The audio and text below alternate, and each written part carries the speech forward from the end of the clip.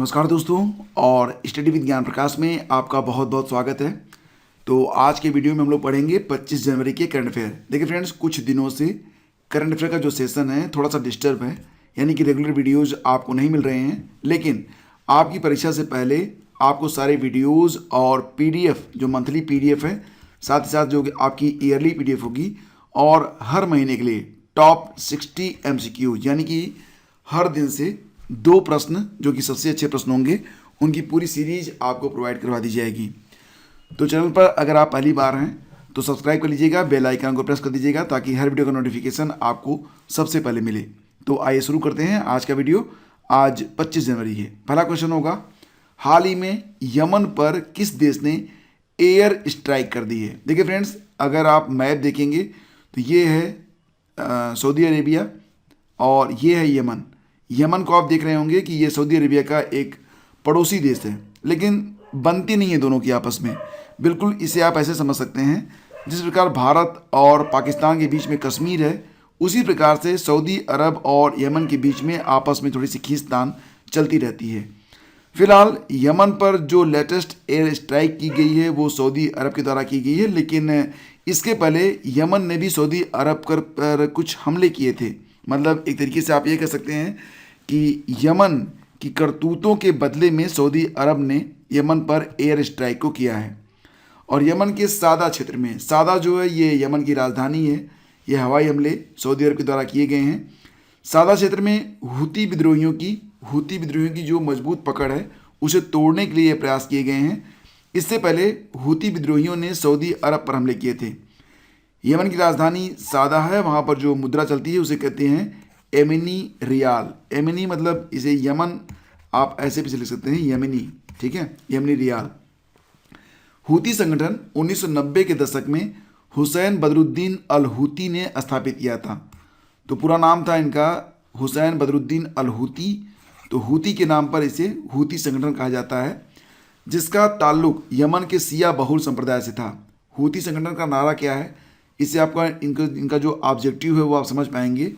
Houthi संगठन का नारा है, अल्लाह महान है, अमेरिका और इजराइल की मौत है, यहूदियों को श्राप और इस्लाम की विजय। तो हूतियों को ईरान का समर्थन प्राप्त है। ईरान हूतियों को हथियारों की आपूर्ति करता है। तो फ्रेंड्स, बेसिकली अगर देखा जाए तो यह एक प्रकार की अस्तित्व की लड़ाई है, ठीक है। आगे बढ़ते हैं। अगला क्वेश्चन होगा कि केंद्र सरकार ने हाल ही में कहां पर प्लास्टिक पार्क स्थापित करने को मंजूरी प्रदान की है?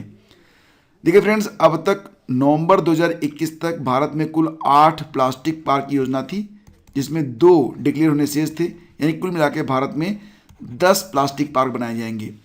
तो जो नया प्लास्टिक पार्क बनेगा वो मंगलुरु में बनेगा। मंगलुरु जो है ये कर्नाटक में स्थित है। तो यह पार्क 62.77 करोड़ रुपए से बनेगा। इसे कर्नाटक और औद्योगिक क्षेत्र विकास बोर्ड की भूमि में बनाया जाएगा।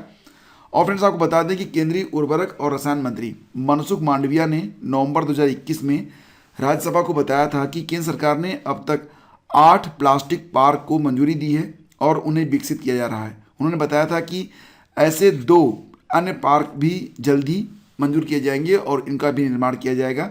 तो आप कह सकते हैं कि जो नवा पार्क है ये कहाँ पर बन रहा है, तो ये जो है मंगलौर में बनाया जा रहा है।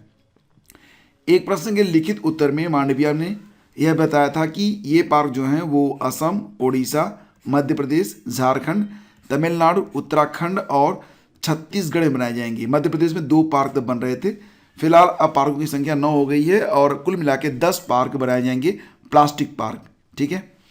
गृह मंत्री अमित शाह ने किस राज्य के लिए पहला जिला सुशासन सूचकांक यानी कि डिस्ट्रिक्ट गुड गवर्नेंस इंडेक्स को हाल ही में जारी किया है? तो यह प्रदेश है जम्मू कश्मीर, यानी कि ऑप्शन बी आपका यहाँ पर करेक्ट है। देखिए दोस्तों, जम्मू कश्मीर में पहली बार जारी किए गए जिला सुशासन सूचकांक में जम्मू जिला अव्वल आया है।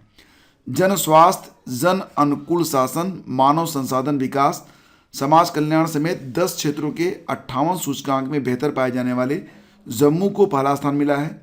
खास बात यह है कि दूर दराज डोडा जिले को दूसरा स्थान और सीमावर्ती जो सांबा जिला है उसको तीसरे पायदान पर रखा गया है। हाल ही में सुभाष चंद्र बोस आपदा प्रबंधन पुरस्कार 2022 किसे प्रदान किया गया? तो दोस्तों इसका उत्तर हो जाएगा option C, professor Vinod Sharma को दिया गया है सुभाष चंद्र बोस आपदा प्रबंधन पुरस्कार 2022। व्यक्तिगत श्रेणी में यह पुरस्कार किसको मिला है? प्रोफेसर विनोद शर्मा को। वहीं पर संस्थागत श्रेणी में यह पुरस्कार गुजरात आपदा प्रबंधन संस्थान को प्रदान किया गया है। प्रोफेसर विनोद शर्मा राष्ट्रीय आपदा प्रबंधन केंद्र के संस्थापक हैं और यही जो राष्ट्रीय आपदा प्रबंधन केंद्र था इसे आगे चलकर राष्ट्रीय आपदा प्रबंधन संस्थान की संज्ञा दी गई। 2021 में sustainable environment and ecological development society को संस्थागत श्रेणी में और व्यक्तिगत श्रेणी में डॉक्टर राजेंद्र कुमार भंडारी को यह पुरस्कार प्रदान किया गया था। देखिए फ्रेंड्स, आपको बता दें कि प्रतिवर्ष 23 जनवरी को इस पुरस्कार को घोषित किया जाता है। 23 जनवरी जो कि नेताजी सुभाष चंद्र बोस की जयंती होती है और नेताजी सुभाष चंद्र बोस की जयंती को पराक्रम दिवस के रूप में भी मनाया जाता है। तो संस्थागत जो पुरस्कार होते हैं उसमें संस्थान को 51 लाख रुपए और व्यक्तिगत श्रेणी में 5 लाख रुपए प्रदान किए जाते हैं। उद्देश्य क्या है? आपदा प्रबंधन के क्षेत्र में किसी संस्था या व्यक्ति द्वारा किए गए कार्यों को मान्यता देने के लिए यह पुरस्कार प्रदान किया जाता है। तो यह एक बहुत ही शॉर्ट डिस्क्रिप्शन है सुभाष चंद्र बोस आपदा प्रबंधन पुरस्कार के बारे में। हाल ही में राष्ट्रीय बालिका दिवस कब मनाया गया? तो उत्तर हो जाएगा इसका 24 जनवरी को प्रतिवर्ष मनाया जाता है राष्ट्रीय बालिका दिवस। तो बहुत ही इंपॉर्टेंट है, ये भी याद रखना कि 24 जनवरी को ही होता है यूपी डे, उत्तर प्रदेश दिवस भी मनाया जाता है 24 जनवरी को ही। तो ये भी एक महत्वपूर्ण दिवस है। अब दोस्तों आपको बता दें कि राष्ट्रीय बालिका दिवस 24 जनवरी को मनाया जाता है। इसकी शुरुआत 2008 से हुई। तो 24 जनवरी को ही क्यों? तो आपको बता दें कि 24 जनवरी ही वह तारीख है जब 1968 में इंदिरा गांधी देश की पहली महिला प्रधानमंत्री बनी थी। तो महिला सशक्तिकरण के लिए यह दिन जाना जाता है। यही वजह है कि 2008 से इसे यानी कि 24 जनवरी को राष्ट्रीय बालिका दिवस में बदल दिया गया और इसका आयोजन करता है महिला और बाल विकास मंत्रालय। उद्देश्य होता है बाल लिंगानुपात को बढ़ाना, यानी कि प्रति 1000 पुरुषों की संख्या पर महिलाओं की संख्या को बढ़ाना, बालिका शिक्षा, महिला सशक्तिकरण आदि के बारे में जागरूकता फैलाने के लिए। और दोस्तों ये भी याद रखना कि अंतर्राष्ट्रीय बालिका दिवस ये होता है 11 अक्टूबर को। 2022 की कोई थीम डिक्लेयर नहीं हुई है। 2021 की थीम थी डिजिटल पीढ़ी हमारी पीढ़ी। ठीक है, आगे बढ़ते हैं। आपको बता दें कि 2022 में जनवरी के महीने में अभी तक जो महत्वपूर्ण दिवस मनाए गए हैं एक बार उनको, तो 4 जनवरी को मनाया गया था विश्व ब्रेल दिवस, 6 जनवरी को मनाया गया विश्व युद्ध अनाथ दिवस, 9 जनवरी को मनाया गया प्रवासी भारतीय दिवस, 10 जनवरी विश्व हिंदी दिवस, और ये भी याद रखना कि 14 सितंबर को मनाया जाता है राष्ट्रीय हिंदी दिवस, 11 जनवरी को मनाया गया था राष्ट्रीय सड़क सुरक्षा दिवस और 12 जनवरी को मनाया गया था युवा दिवस। अब देखो ये जो नेशनल यूथ डे है यानी कि राष्ट्रीय युवा दिवस यह 12 जनवरी को होता है। वहीं पर अगर प्रश्न आएगा कि अंतर्राष्ट्रीय जो यूथ डे होता है इंटरनेशनल यूथ डे ये कब मनाया जाता है दोस्तों, तो ये 12 अगस्त को होता है। और 12 अगस्त को ही एक दिवस और होता है, ये होता है एलिफेंट डे हाथी दिवस। 14 जनवरी को होती है मकर संक्रांति, उसी दिन मनाया जाता है सशस्त्र बल वयोवृद्ध दिवस। याद रखना, इसको आप ऐसा रिलेट कर लो कि 14 जनवरी जो होती है मकर संक्रांति होती है। 14 जनवरी को ही भीष्म पितामह ने अपने प्राण त्यागे थे। भीष्म पितामह बहुत ही वयोवृद्ध थे, इसलिए सशस्त्र बल वयोवृद्ध दिवस 14 जनवरी को मनाया जाता है। इस प्रकार से कहानी अपने मन में बैठा लो, कभी भूलेगा नहीं। 15 जनवरी को मनाया जाता है सेना दिवस, ठीक है। और 23 जनवरी को मनाया जाता है पराक्रम दिवस। पराक्रम दिवस नेताजी सुभाष चंद्र बोस की जयंती होती है। 24 जनवरी बालिका दिवस और 25 जनवरी को मनाया जाता है वोटर्स डे, ठीक है। वोटर्स डे 25 जनवरी 1950 को जो ECI है इलेक्शन कमीशन ऑफ इंडिया ये स्थापित हुआ था। यही वजह कि प्रतिवर्ष 25 जनवरी को वोटर्स डे के रूप में मनाया जाता है। हाल ही में किस देश में पर्यावरणीय आपातकाल की घोषणा की गई है? पर्यावरणीय आपातकाल लगा दिया गया है। कहाँ पर? 90 दिनों के लिए लगाया गया है ये, तो ये लगाया गया है पेरू में। तो देखिए फ्रेंड्स, ये पेरू है, आप देख सकते हैं ये पूरा पेरू आप समझ रहे होंगे, ठीक है। ब्राज़ील, कोलंबिया, इक्वेडोर और बोलीविया का पड़ोसी देश है। ये है साउथ पैसिफिक ओशियन। तो हुआ क्या था, आपको सबसे पहले बता दें पेरू के बारे में। पेरू जो है ये दक्षिण अमेरिका महाद्वीप में है। राजधानी इसकी लीमा है, लीमा। और यहाँ पर एक प्रमुख नदी बहती है अमेज़न। और यहाँ पर जो मुद्रा चलती है पैसा न्यूवोसोल नाम से यहाँ पर जो पैसा चलता है। तो देखिए, पेरू की सरकार ने तेल रिसाव के बाद क्षतिग्रस्त तटीय क्षेत्रों में 90 दिन का पर्यावरणीय आपातकाल लगा दिया है।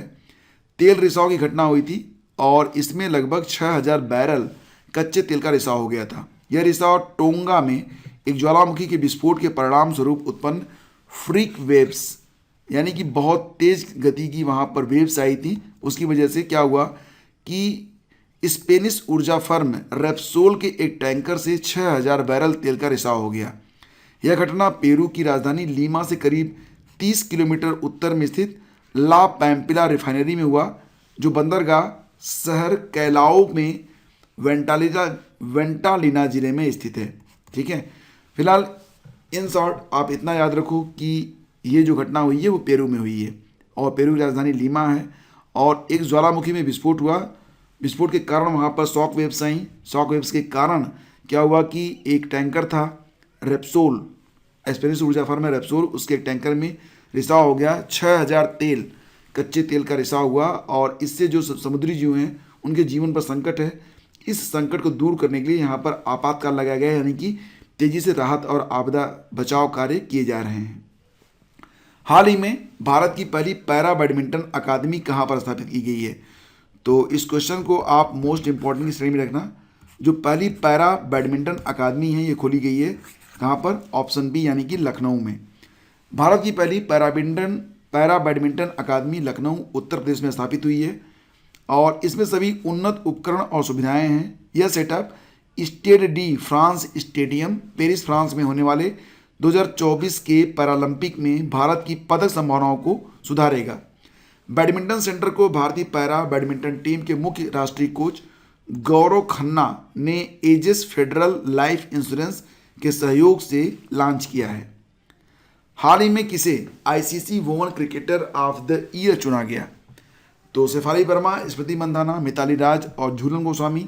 सही जवाब इसका हो जाएगा ऑप्शन बी, यानी कि स्मृति मंधाना को चुना गया है ICC cricketer of the year 2021।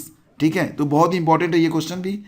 Bharat की ओपनर बल्लेबाज हैं स्मृति मंधाना, जिनको अंतर्राष्ट्रीय क्रिकेट काउंसिल ने साल 2021 के लिए सर्वश्रेष्ठ महिला क्रिकेटर चुना है। मंधाना ने दूसरी बार, मतलब मंधाना पहली बार नहीं, दूसरी बार उन्होंने ये अवार्ड अपने नाम किया है।